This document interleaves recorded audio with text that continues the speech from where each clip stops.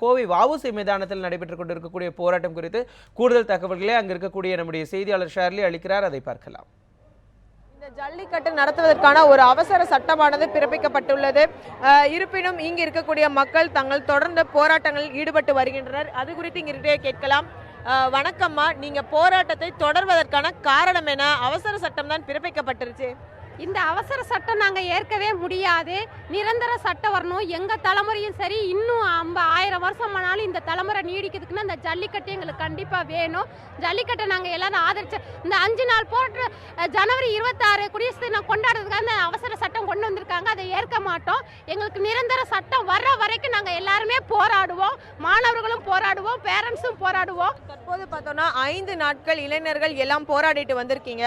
இந்த 5 நாட்கள் போராட்டத்தின் முடிவிலும் ஒரு அவசர சட்டம் தான் பிறப்பிக்கப்பட்டிருக்கு. அதை எப்படி பார்க்குறீங்க? அவசர சட்டம் கொண்டு வந்திருக்காங்க, ஆனால் வந்துட்டு இது வந்து டெம்பரரியாக தான் கொண்டு வந்திருக்காங்க. எங்களுக்கு வந்து கடைசி வரைக்கும் ஜல்லிக்கட்டு வேணும், நடத்தணும். எங்களுக்கு அதுக்கு வேண்டி தான் நாங்கள் எல்லோரும் 5 நாள் உட்காந்துருக்கோம். எல்லோரும் காலேஜ், ஸ்கூல் எல்லாம் லீவ் விட்டுருக்காங்க. லீவ் விட்டு என்ன பிரயோஜனம்? அவசர சட்டம் தான் கொண்டு வந்திருக்காங்க. எங்களுக்கு வந்து லைஃப் டைம் வரைக்கும் எங்கள் ஜல்லிக்கட்டு நடத்தணும் அப்படின்னு கொண்டு வந்தால் தான் நாங்கள் எல்லோரும் இங்கேருந்து கலைஞ்சு போவோம். இல்லை எல்லோரும் இங்கே தான் உட்காந்துருப்போம். நாங்கள் இந்த போராட்டம், அதாவது லட்சக்கணக்கான இளைஞர்கள் ஒன்று கூடி தங்களுடைய சொந்த வேலைகளை விட்டு இந்த போராட்டத்தின் முடிவு இந்த மாதிரி ஒரு அவசர சட்டமாக வந்திருக்கே, இதை நீங்கள் எப்படி பார்க்குறீங்க? எப்படியா இவங்களை வந்து களைச்சி விடணும்னு பார்க்குறாங்க. அதனால் அவங்க இப்படி பண்ணிட்டு வர்றாங்க. இது வந்து நாங்கள் வந்து மக்களெல்லாம் ஒற்றுமையாக இருந்து நாங்கள் போராடிட்டு இருக்கிறோங்க. இது வந்து நாங்கள் கண்டிப்பாக வந்து இதுக்கு வந்து நாங்கள் ஒத்துக்கவே மாட்டோம். இது வந்து எங்கள் போராட்டம் கடைசி வரைக்கும் நீடிக்கு அவசர சட்டத்துக்கு ஒத்துக்க மாட்டோம். கடைசி வரைக்கும் இது வந்து நாங்கள் எங்கள் போராட்டம் நிறைவேறணும். அது வரைக்கும் நாங்கள் போராடிட்டே தான் இருப்போம். இதில் எந்த மாற்றம் கிடையாது. இது மட்டும் இல்லாமல் தற்போது இந்த அவசர சட்டம் பிறப்பிச்சிருக்காங்க. இது இவங்களுக்கு வைக்கக்கூடிய கோரிக்கை என்ன? நீங்கள் நிரந்தரமாக ஒரு சட்டம் கொண்டு வர வேண்டும்னா அரசு என்ன செய்ய வேண்டும்? இதுக்கு நீங்கள் கோரிக்கை என்ன? ஆக்சுவலாக வந்து காளை வந்து உங்களுக்கு வந்து காட்சி பொருள் பட்டியலில் இருக்குது. காட்சி பொருள் பட்டியலில் வந்து சிங்கம், புலி, கரடி இது போல் மிருகங்கள் தான் வந்து காட்சி பொருள் பட்டியலில் இருக்குது.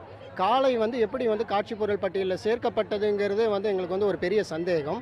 காளை வந்து ஒரு வீட்டில் வளர்க்குற ஒரு பிராணி.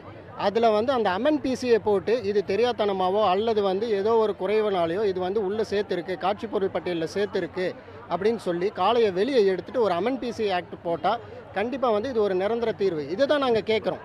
ஜல்லிக்கட்டு நடத்தணும்னா வந்து நாங்கள் கேட்குறது வந்து ஜல்லிக்கட்டு இப்போதைக்கு வந்து டெம்பரவரியாக நடத்தணும்னு இல்லை, காளையை காட்சி பொருள் பட்டியலில் இருந்து வெளியில் எடுக்கணும். அது எடுத்தாவே நமக்கு வந்து 90% ஆஃப் த ப்ராப்ளம் சால்வ்.